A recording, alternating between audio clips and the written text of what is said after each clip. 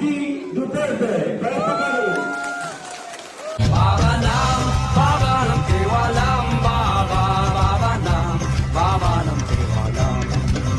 Baba ng tiwalang baba, baba ng tiwalang. Baba ng tiwalang baba, baba ng tiwalang.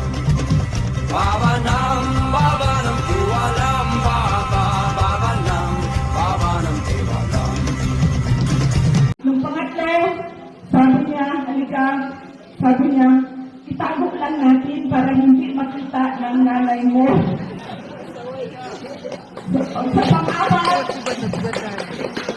hindi na ako nakahindi dahil ang isang senior citizen na mismo ang apat na beses na nagsabi na tatuan kita.